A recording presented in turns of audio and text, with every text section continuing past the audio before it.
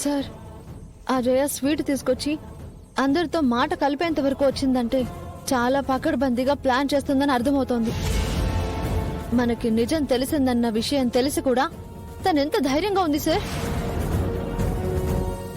నాకొస్తున్న కోపానికి ఆ జయని అందరి ముందు నిలదీసి ఇంట్లో నుంచి బయట గెంటేయాలనుంది. నేను ఇంతలా వాగుతుంటే మీరు ఇలా సైలెంట్ గా ఉండి ఏం ఆలోచిస్తున్నారు సార్? రామనాథం గారు వేసిన స్కెచ్ గురించి ఆలోచిస్తున్నాను. ఆయన వేసిన స్కెచ్ నీ పోలికలతో ఉండడం ఏంటి? ఆయన స్కెచ్ తీసుకుని ఇక్కడికి రావడం ఏంటి? ఆయన్ని లోపలికి రానివ్వకుండా వీరు అడ్డుకోవడం ఏంటి? ఆయన స్కెచ్ ని ఇక్కడే వదిలి వెళ్లిపోవడం ఏంటి?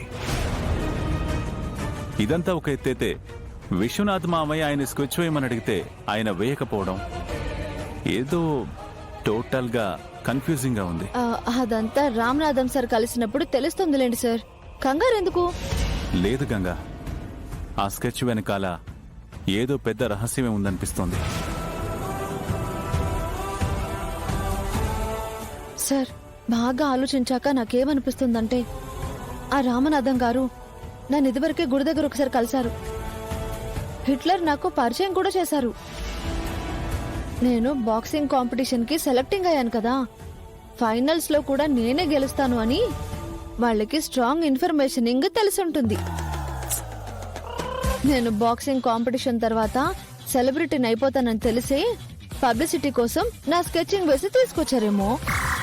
ఓహో, అవునా?